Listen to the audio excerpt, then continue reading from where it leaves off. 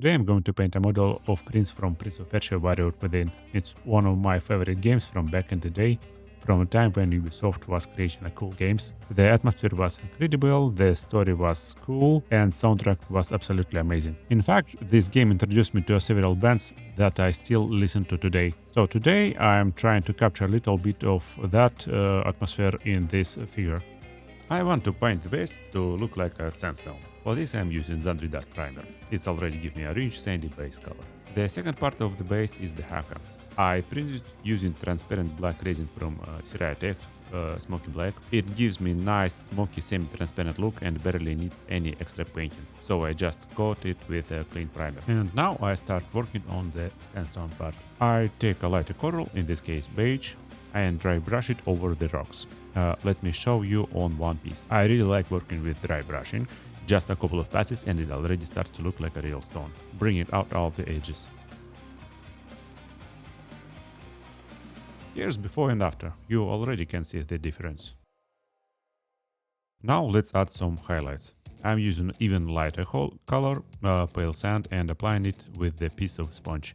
The sponge helps create uneven, natural looking edges.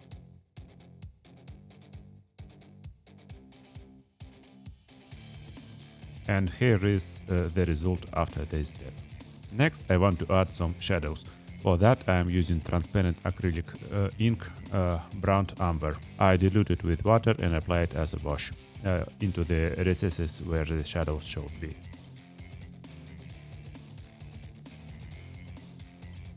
And this is how it looks now. And I clearly see the difference, and it's look like a stone. The stone part is almost done, but we still have some sand to paint. I'll start with the sandy yellow as a base color and cover all the sand areas.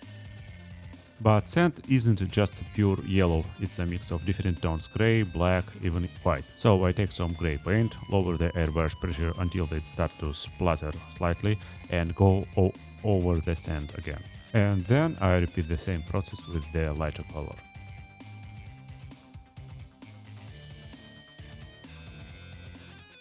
Finally, I add a bit more depth with the same burnt umber wash in the shadows. And here's the result before and after. I will use same approach for painting the rest of the base. I also want to highlight one part of the base, that section with the symbol, and make it stand out, not just sand but red stone. So I took brick red color and painted the symbol. Then I mixed red with some beige to get a lighter tone and used a sponge to go over the edges, adding a wear and damage to the symbol. Next I want to create a glowing effect for the haka's eyes. First I paint the inner parts of the eyes white, then with the airbrush I lightly spray around the edges so the next color layer appears brighter, giving that glowing look. For the color I am using red from AK Interactive. Honestly, I am not completely happy with the eyes. I might fill them halfway with resin to get a smooth surface and repaint them. Or maybe not, this part will mostly face the wall anyway. Next step, adding highlights to the haka horns. For this I'm using silver wax. It applies better, it's less transparent than metallic paint, and overall it just looks better. I also using sponge here, almost like dry brushing. And this is it for the base. I'm glued all parts together and here's the final result. Now it's time to move to the model itself, starting with the legs. I'll start painting the legs with the boots.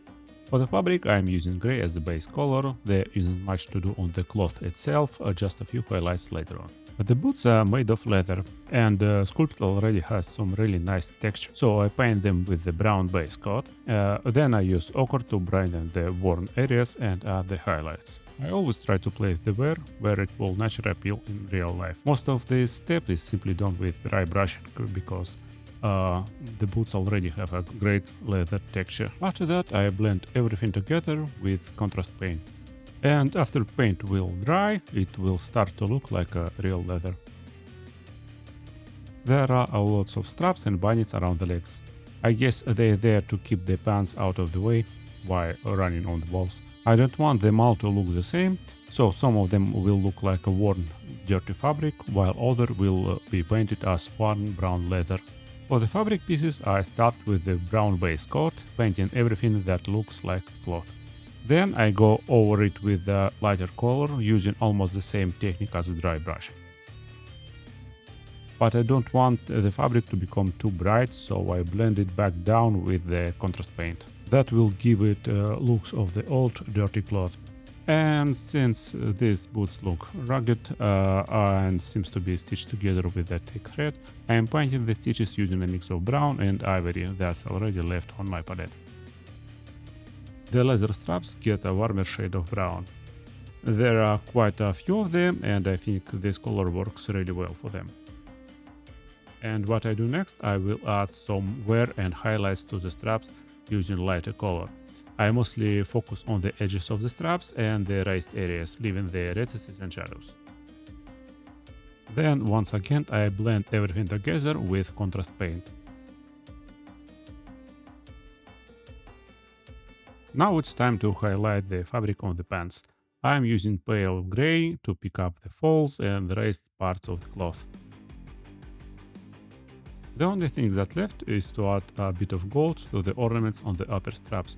For that I'm using gold wax and a dry brush. With this I will paint the edges, but will not touch the recesses and shadows. Oh yes, and the last small thing, I will paint the buckles with metallic paint. After this I am done with the boots and can move to the painting the belt. The belt is one of the most important parts of the model. It immediately stands out from the rest of the outfit. Its bright red colors naturally draws your attention, so I want to give it extra care. I start with the dark red base coat. From there, I gradually build up the brightness using lighter shades of red with each layer. Every new layer covers a slightly smaller area, creating contrast while leaving the folds and the shadows. In my experience, red paint has one little quirk. As it dries, it usually becomes a bit darker, less saturated, and sometimes even shift towards a brownish or burgundy tone. And that's because red pigments are naturally quite transparent. Then acrylic paint is still wet, the acrylic binder reflects light differently. As it dries, the lower layers begin to show through more, making the color appear darker and less vibrant. That's why I build the colors with several thin coats. Once red is finished, I bring some of the shadows back using a contrast paint. I apply it from the bottom upward, only where the deepest shadows should be. Since contrast paint is quite transparent, it doesn't completely cover the previous layer, instead it simply tints it with a darker shade. For the highlights, I switch to the brighter red and apply it only to the area that catch the most light. In total, that's probably no more than 5 to 10% of the entire red surface. Then with a brush, I highlight the edges and the torn parts of the fabric to make them stand out a little more.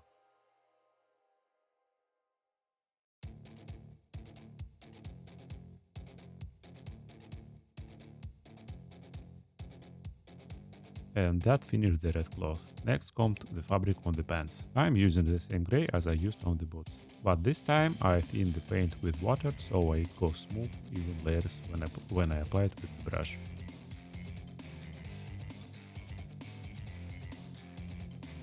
Interestingly, placing the gray next to the red makes the red appear even more vibrant. Next are the leather straps. They are decorated with ornate details, so I imagine them as expensive soft leather. I begin with a warm brown base color. Since they aren't supposed to look brand new, I add wear with the lighter shade, focusing on the edges and raised areas while leaving the shadows untouched.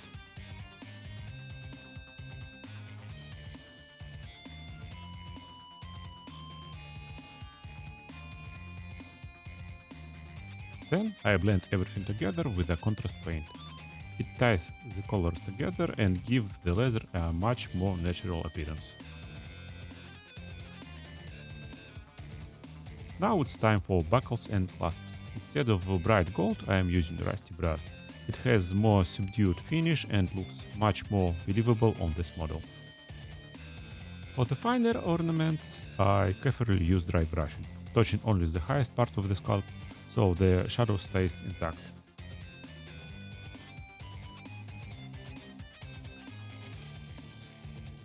Then I finish painting the remaining buckles. And with the lighter brown and the fine brush, I paint all the threads on the belt. Final touch is adding a few highlights and worn areas onto the pants.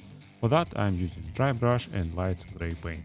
As usual, I'm trying to touch only raised and high areas on the model, so shadow stays intact. With both legs assembled, I'm really happy with how they turn out.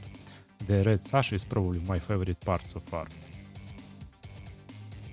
Now it's time to move on and start painting the character's torso. And I start with the skin. The first thing I do is apply zenith and highlights using white paint. I decide where the lights will naturally come from and spray the model from top down, just as sunlight were hitting it. This immediately establishes the lights and gives me most of the shadows for free. The next step is adding the skin undertones. I spray the red from the bottom upward into the areas that will become the shadows, and then apply a flesh tone from above to parts that would naturally catch the light.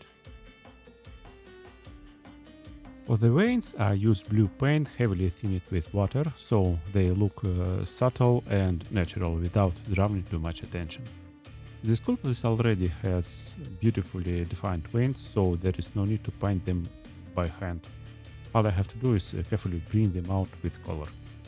Since the prince is supposed to have tanned skin, I am aiming for the slightly darker complexion than I would normally paint. Every skin layer from this point on is thinned with water. It's about 1:1 ratio. This way each layer stays transparent and doesn't completely cover the one underneath. I build the skin gradually with several thin layers, using different tones each time and reducing the paint areas as I go. This creates a much smoother transition between the highlights and the shadows.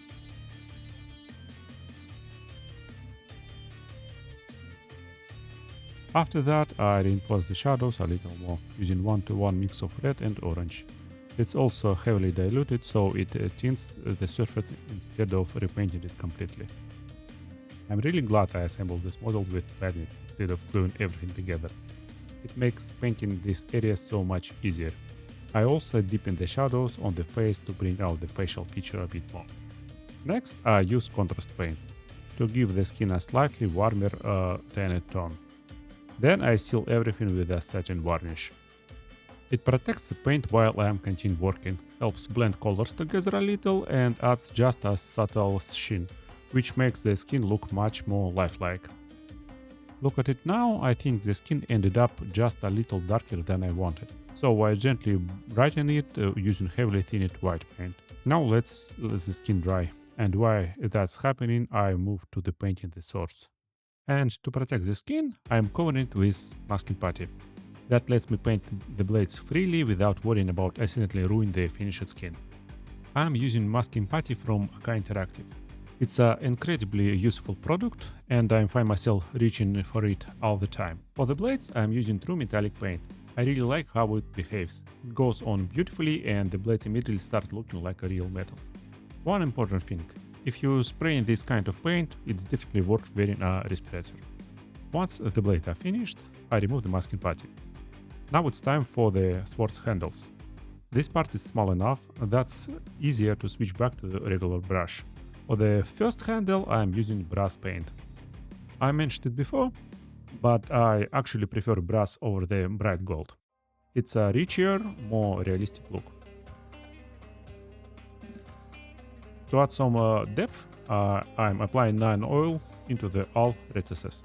It creates a stronger contrast and makes the details stand out. For the second sword, I start with a darker base color. Then I apply gold, carefully leaving the deepest recesses untouched. That way the shadows stay intact and the two swords don't end up looking exactly the same. I also applied some non-oil into the grooves of the second blade. Excess paint I carefully remove with cotton earbuds. The grips are painted black, nothing particularly exciting here, just a simple black paint. And while I'm here, I am also touching the fingernails, making them slightly darker and adding some lighter tips. I really like how well the hands are sculpted on this model. The anatomy is sharp, the muscles are well defined and the overall details are fantastic. Now it's time for the final touch. A little blood on the blades. After all, this is Prince of Persia. There were plenty of battles in the game, so it makes sense that the swords wouldn't be perfectly clean. Using a small piece of sponge, I carefully dab on the few blood stains and subtle smears. With that, swords are finished. The only thing that left is touching up the straps on the forearms. I paint them the same way as straps on the belt, adding some wear with highlights and finally blending everything together with a contrast paint.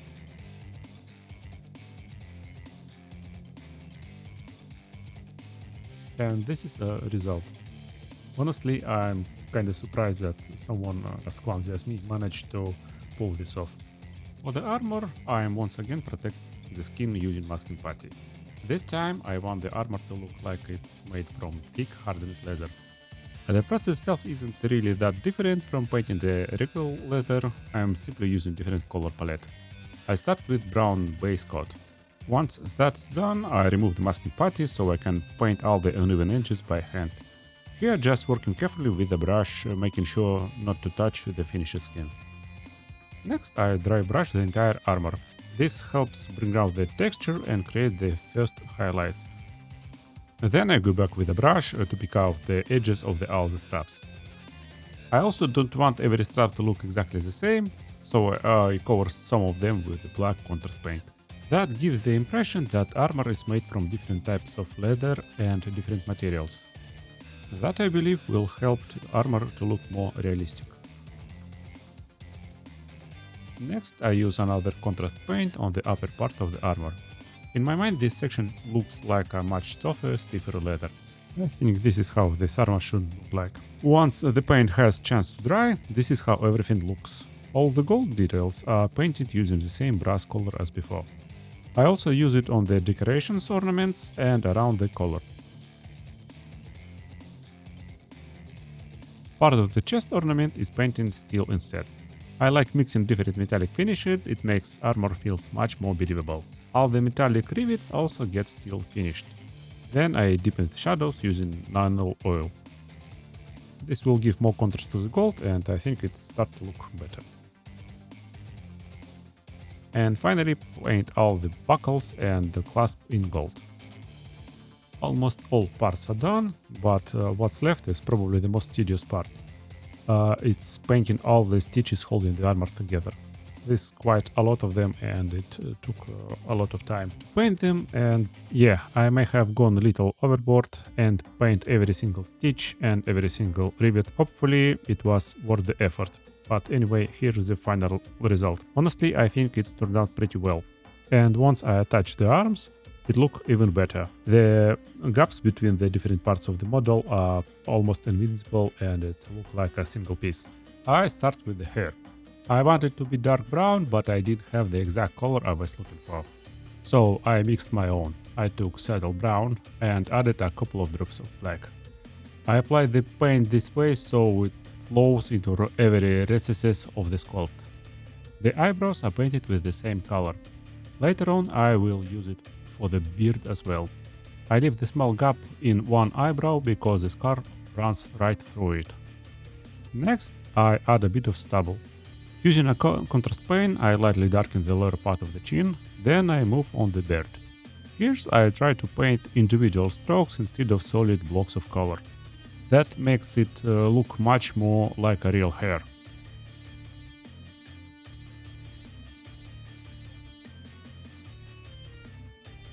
It's time to add some highlights to the hair.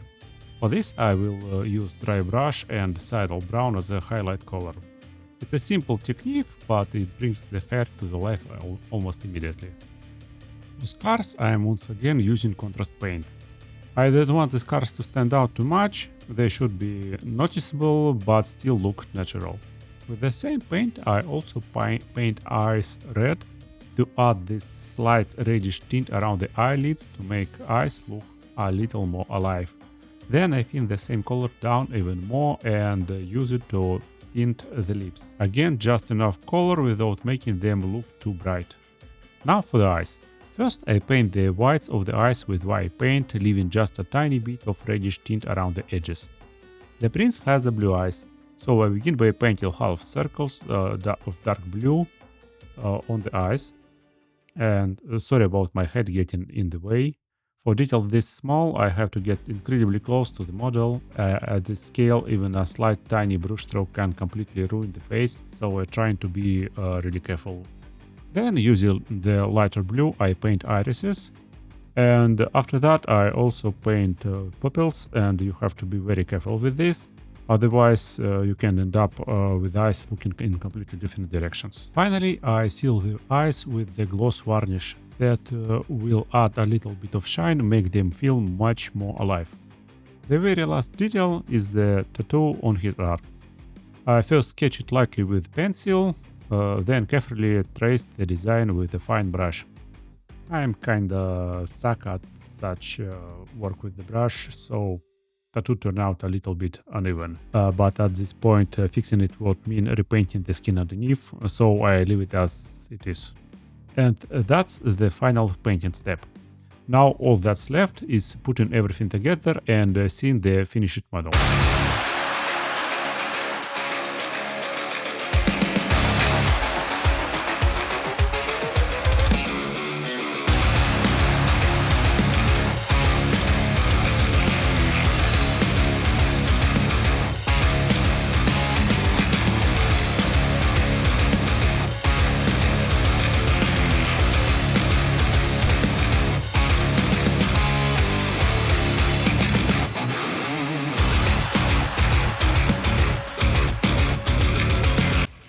And this is it. Hope you like it and see you next time.